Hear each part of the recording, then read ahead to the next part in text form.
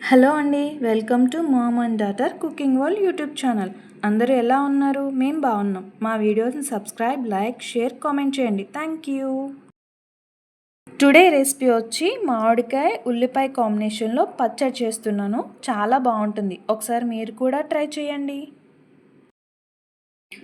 ముందుగా పుల్లని పచ్చి మామిడికాయని తీసుకుని దాని మీద స్కిన్ పీల్ చేసి తీసుకోవాలి. మామిడికాయలో ఉన్న జీడినంతా తీసేయాలి.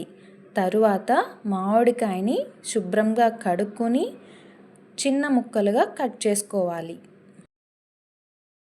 తరువాత మీడియం సైజ్ ఉల్లిపాయని తీసుకుని దానిని కూడా చిన్న ముక్కలుగా కట్ చేసుకుని పక్కన పెట్టుకోవాలి.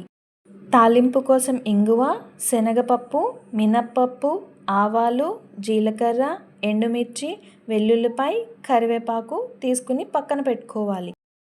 ముందుగా మిక్సీ జార్ తీసుకుని దానిలో కట్ చేసి పెట్టుకున్న మామిడికాయ ముక్కలు అనేవి వేసుకోవాలి.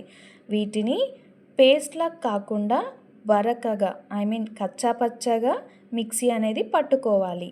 ఒక బౌల్ తీసుకుని మిక్సీ పట్టుకున్న మామిడికాయ పేస్ట్ అనేది వేసుకోవాలి. తర్వాత మిక్సీ జార్లో ఉల్లిపాయ ముక్కలు, వెల్లుల్లి రెబ్బలు, 8 నుంచి 10 ఎండుమిరపకాయలు వేసుకుని కచ్చా పచ్చాగా మిక్సీ పట్టుకోవాలి. దానిలో మిక్సీ పట్టిన మామిడికాయ పేస్ట్ని కూడా వేసుకోవాలి. 2 స్పూన్స్ సాల్ట్ వేసి మొత్తాన్ని 10 సెకండ్స్ మిక్సీ పట్టాలి. దీనిని ఒక బౌల్లోకి తీసుకుని అంతా కలిసేలా ఒకసారి కలుపుకోవాలి. తర్వాత స్టవ్ వెలిగించుకుని సిమ్లో పెట్టుకుని ఒక కడాయి పెట్టుకోవాలి. అది హీట్ అయిన తర్వాత 2 or 3 టేబుల్ స్పూన్ ఆయిల్ అనేది వేసుకోవాలి. ఇందులో 1 స్పూన్ శనగపప్పు వేసుకుని కలర్ చేంజ్ అయ్యేంత వరకు ఫ్రై చేసుకోవాలి. తర్వాత 1 స్పూన్ మినప్పప్పు వేసుకుని 10 సెకండ్స్ అనేది ఫ్రై చేసుకోవాలి.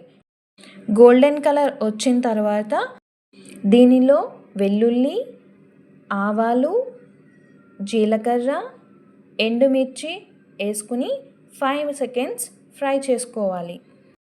తరువాత దీనిలో కరివేపాకు అనేది వేసుకుని 2 సెకండ్స్ ఫ్రై చేసుకోవాలి. ఇది వేగిన తర్వాత ఇంగువను కూడా 1 సెకండ్ ఫ్రై చేసుకోవాలి. తర్వాత స్టవ్ అనేది ఆఫ్ చేసుకోవాలి.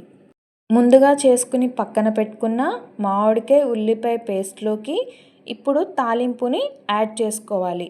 యాడ్ చేసుకున్న తర్వాత ఒక్కసారి ఈ మిశ్రమం అంతా కలిసేలా బాగా కలుపుకోవాలి.